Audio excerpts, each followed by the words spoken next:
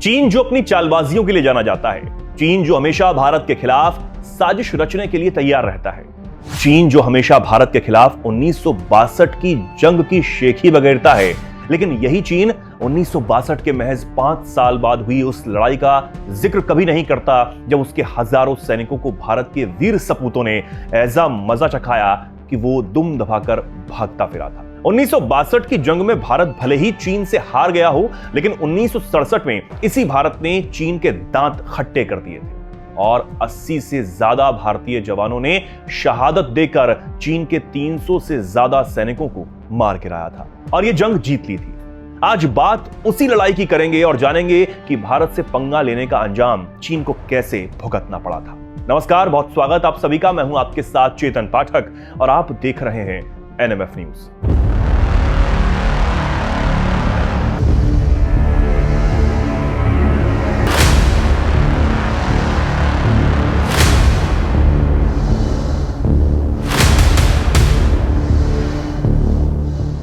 1962 में चीन से हारने के बाद भारत ने अपना पूरा ध्यान खुद को मजबूत करने में ही लगा लिया था। भारी संख्या में सेना में भर्तियां हो रही थीं, सेना को ट्रेनिंग देने और रणनीति में बड़े बदलाव किए जा रहे थे।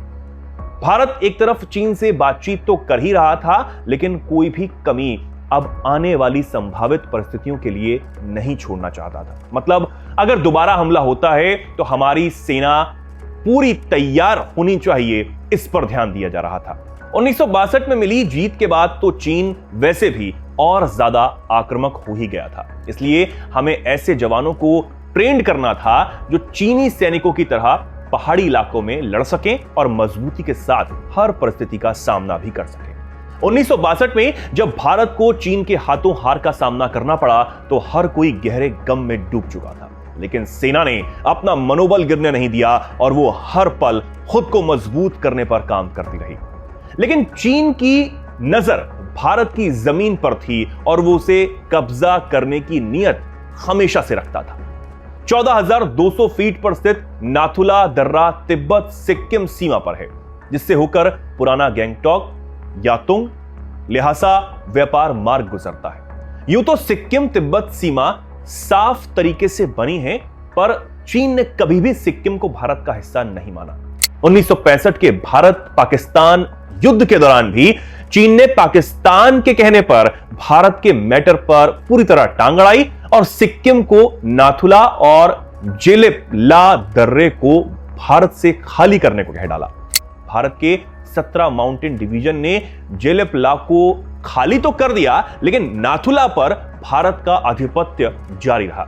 नाथुला पर अपनी टुकड़ी के साथ तैनात जनरल सगत सिंह ने ऐसा करने से साफ इनकार कर दिया था, क्योंकि वो जानते थे कि नाथुला ऊंचाई पर है और वहां से चीन की चालबाजी पर पूरी तरह नजर रखी जा सकती है। और तब से नाथुला दोनों देशों के बीच टकराव का एक जरूरी बिंदु बन चुका था। इसलिए भारतीय सेना के मुताबिक नाथुला दर्रे पर सैन्य गश्त के दौरान दोनों देशों के सैनिकों के बीच अक्सर जुबानी जंग का माहौल बना ही रहता था, जो जल्द ही धक्का मुक्की में भी तब्दील हो गया था। बार बार ऐसा होता देखकर भारतीय जवान बेहद परेशान हो चुके थे और उन्होंने नाथुला से लेकर सेबू ला तक के दर्रे के पास और इसके बीच में बाड़ यानी तार लगाने का फैसला कर लिया था, ताकि दोनों देशों के बीच की जो सीमा है उसको साफ कर दिया जाए और कोई विवाद हो ही ना। यह जिम्मा 70 फील्ड कंपनी ऑफ इंजीनियर्स और 18 राजपूत की एक टुकड़ी को सौंपा गया। 20 अगस्त 1967 को भारत ने सीमा पर कटीले तारों की 3 स्तरीय घेराबंदी का काम शुरू कर दिया। 23 अगस्त 1967 यानी 3 दिन के बाद चीनी सैनिक नाथुला तक आ पहुंचे। उनके हाथ में राइफल्स थी। इन सैनिकों को बॉर्डर पर ही रोक दिया गया था। इस दौरान एक चीनी अधिकारी ने काम का विरोध किया और एक किताब से कुछ नारों को जोर जोर से चिल्लाकर पढ़ना शुरू किया, जबकि बाकी लोग उसके साथ चिल्ला रहे थे। यह सब कुछ थोड़ी देर तक ऐसे ही चलता रहा और करीब 1 घंटे के बाद वो चीनी सैनिक वहां से चले गए। यहां भारतीय जवानों को लगा कि काम जारी रखना चाहिए, लेकिन चीनी सैनिक वहां फिर से वापस आ गए और फिर से काम का विरोध करने लगे, जोर जोर से चिल्लाकर प्रदर्शन करने लगे। इसके बाद काम को रोक दिया गया। फिर तारीख आई 5 सितंबर 1967, जब भारतीय जवानों ने तार लगाने का काम एक बार फिर से शुरू किया। इस बार चीन के एक राजनेता भी विवाद में कूद पड़े थे, जिसे कमिसार कहा जाता है। चीन के पॉलिटिकल कमिसार ने उस वक्त नाथुला की सुरक्षा देख रही 2 ग्रेनेड्स बटालियन की कमान संभाल रहे कर्नल राय सिंह के साथ बहस करनी शुरू कर दी। इसके बाद काम को फिर से रोक दिया गया। इसके 2 दिनों के बाद 7 सितंबर को काम दोबारा से शुरू हुआ और इस बार चीनी सेना भड़क गई थी। करीब 100 चीनी सैनिक भारतीय सैनिकों से उलझ गए थे, लेकिन भारत के जवान भी इस बार चुप नहीं बैठे और उनकी जमकर धुनाई कर दी। जिसके बाद पहले से ही चिढ़ी और भड़की चीनी सेना भनभना उठी थी। 10 सितंबर को चीन की तरफ से भारतीय दूतावास को धमकी तक दे दी गई थी और धमकी में कह दिया गया था कि अगर भारतीय सेना भड़काऊ कार्रवाई के तहत घुसपैठ करती रहेगी तो फिर किसी भी अंजाम के लिए भारत सरकार ही जिम्मेदार होगी।